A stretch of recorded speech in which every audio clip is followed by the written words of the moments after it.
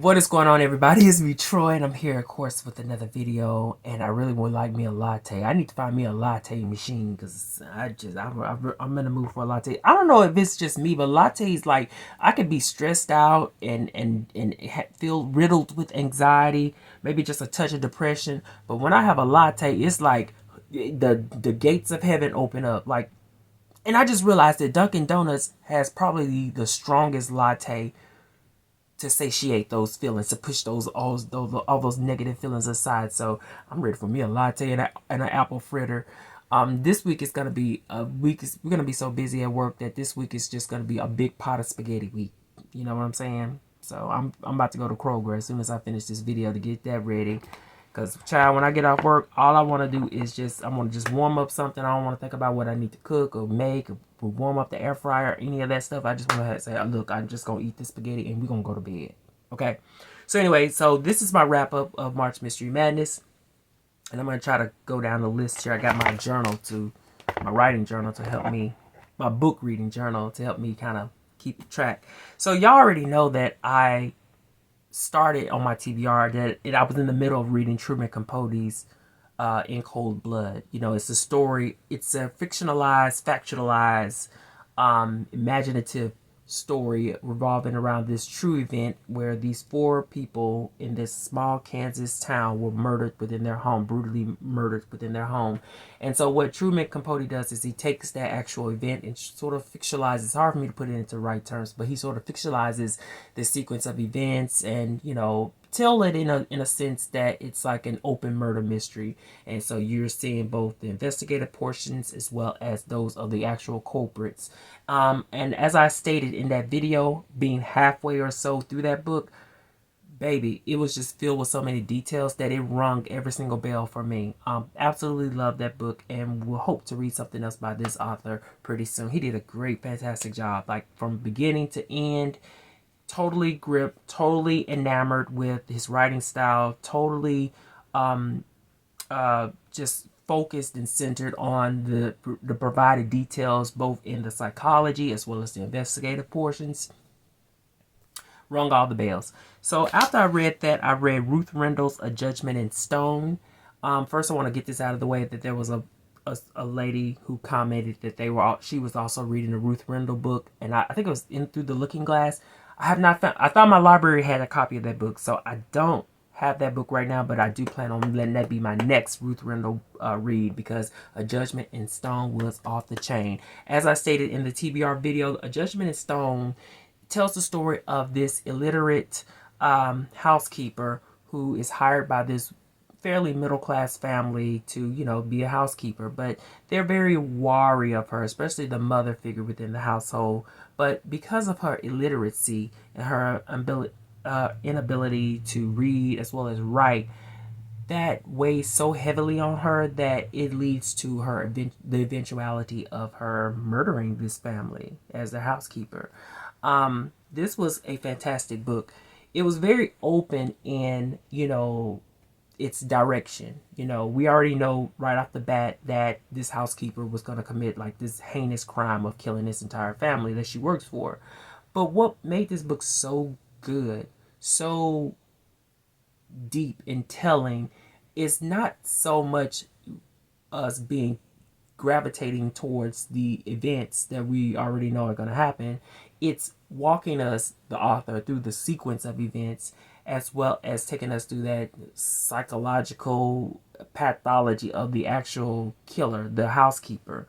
You know, we're looking at the designs of her background, what made her like this, the unfortunate sequence of events that led to her being her inability to read and write, the shame that she carries with that, the frustration she carries with that. Something you would think that is so common, so accessible to so many different people, is something that leads her to this psychological point of view in which she just completely ushers herself over the edge, because it's weighs so deeply on her. But she doesn't know how to correct these things. Instead of her correcting these things about herself, she chooses to hide them. She chooses to use blackmail.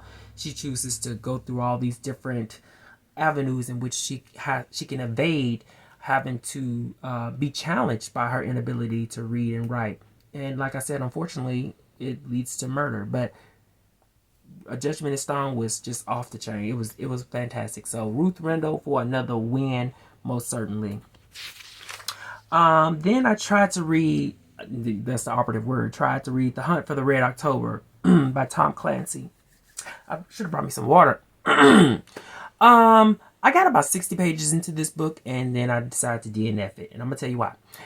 First of all, it's the story, published in 1983 or the early 80s. It follows the story of this Soviet submarine that's went off course and is heading toward America.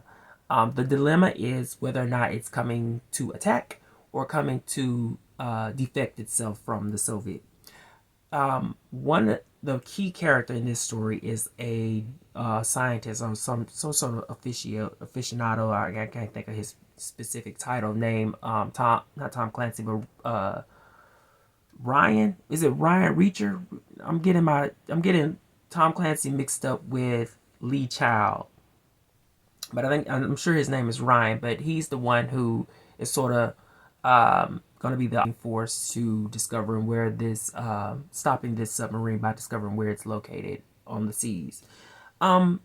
When I look at the dilemma of when you're questioning whether this submarine, this Soviet submarine that's got all these new different technologies that's allowing it to be fairly camouflaged as it travels across the seas, when you look at whether it's coming to attack or whether it's coming to defect, I think that what happened was that very early within the book, it became clear of what its motivation was, what its purpose was. And then from that point forward, you're just kind of seeing how that discovery comes about with the obfuscating characters, the characters like Ryan that's going to get in between all that. What I discovered is that I was not interested after 60 pages. This book is very heavy on, I guess you could say it's very heavy on like, I don't want to say submarine terminology or jargon. That's not really how I look at it. But it's, I guess the thing that I think that made it hard for me to digest was that because this world was fairly different to me, I didn't have that point of reference to kind of go to. And I would have hoped that the main protagonist, Ryan, who is central to the story, would have been much more central to the story in order to have relayed to me a lot of this jargon and terminology. It's like when I read a Patricia Cornwell book, knowing good and well I ain't got nothing to do with no medical examiner's office, knowing good and well I don't know nothing about cutting up a body and I wouldn't have anything to do with it as is. Her main protagonist, Kate Scarpetta, is that reference point, that window, that opening gatekeeper who allows me to get into that position, get into that role, to understand these things, to explain these things to me as the reader. When I was reading The Hunt for the Red October, I wasn't getting enough of Ryan coming in and relaying to me what it is exactly what was going on, or just this world actually, that they were involved in. So without that, I don't know. It really wasn't starting to click too well for me. So I moved on to reading Nadine Matheson's The Kill List, which I should have been. I should have been read that anyway. Okay, this is the third book in her Angelica Henley series. She is an inspector out in London, a black homicide detective out in London, and this one is an interesting book because it ties in her troubles as a teenager, being put as a witness to a slew of, the murder of her friend by this serial killer. She's testifying. But what they discover 15 years later is that, as now she's an inspector and a homicide detective, is that the person who was accused and convicted of this crime actually didn't commit it, and the real killer was still out on the scene. This individual, who is now about to be released from prison, is suddenly being barraged by attacks by the actual killer, who of course wants to keep his identity under wraps, especially after all this time. And then of course he ends up getting a hold to the convicted killer, the falsely accused man, and murdering him. And then that's when Angelica comes in with her team to investigate this crime. You know, it's a book that's looking back at the beginnings of what developed within her after having her friend murdered, that made her want to be a homicide detective, that made her want to be an inspector. It's looking back at that, really reflecting on this character both in her past as well as her present, which wasn't done so much in the previous two books, but it really just laid the groundwork of why this character is, you know, and why her focus and her impetus for being a homicide detective is always driven by the protection of others. So, with that being said, I gave this book 2 thumbs up because I absolutely love the Angelica Henley series. And Nadine Matheson, I just hope that she has another book coming along, because there's no way that we can stop at this book, at the third book in this series. Like, we need more Angelica Henley series. There's not enough Angelica Henleys out here. We need more. So yeah, the Kill List was definitely one of my favorite picks from this month. Turning the page here. Next, I did read Naked in Death by J.D. Robb, which is a reread from probably about 18 years at this point. This is the first book in her J.D. Robb's in-depth series featuring futuristic homicide lieutenant Eve Dallas. Y'all, I talk about this series all the time. Really, I don't even have to say too much about this book because y'all already know I loved it. Although that hesitation was still there in reading the book as itself, because when I first initially read this book years ago, I didn't really care for it.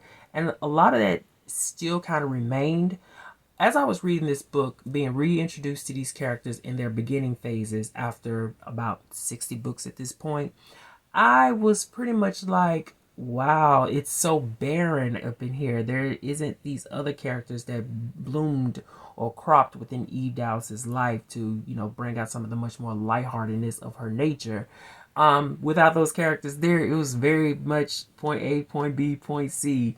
So interesting to revisit Eve Dallas in her very early phase, but I still like the Eve Dallas that came after all of that. So anyway, I read Naked in Death. I did like revisiting how her and her husband Rourke, another key central character within the series, how they came about becoming a couple.